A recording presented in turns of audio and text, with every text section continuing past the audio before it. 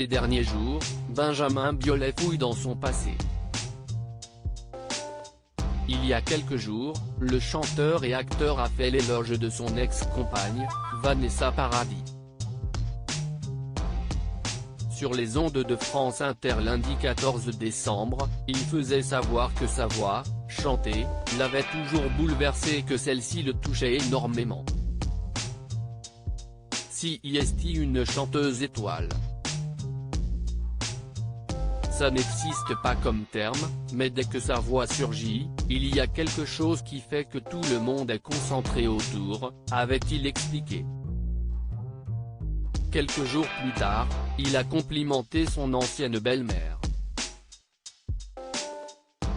qui n'est autre que Catherine Deneuve.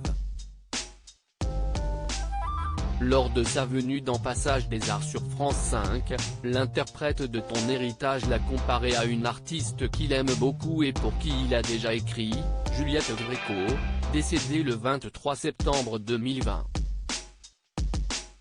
Selon lui, les deux femmes ont un point commun, celui d'avoir un grand besoin de liberté, qui est exprimé. Puis il a poursuivi, avec le sourire, les gens disent qu'elles sont punk, mais ils n'ont pas tort. En juin dernier, il révélait dans les colonnes du magazine Elle que la maman de Chiara Mastroianni était hyper importante dans sa vie.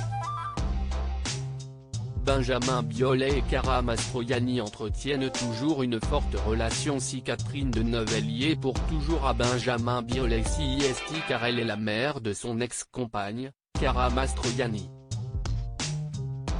Et donc la grand-mère de leur fille, Anna.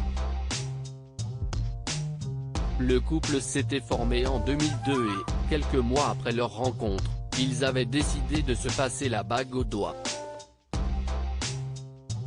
Une grande étape pour celui qui ne souhaitait pas se marier. J'avais toujours dit que je ne me marierais jamais, je trouvais ça bidon, et puis on se connaissait depuis 3 jours qu'on a dû se demander en mariage au même moment, confiait le chanteur, toujours dans les colonnes de l'hebdomadaire féminin.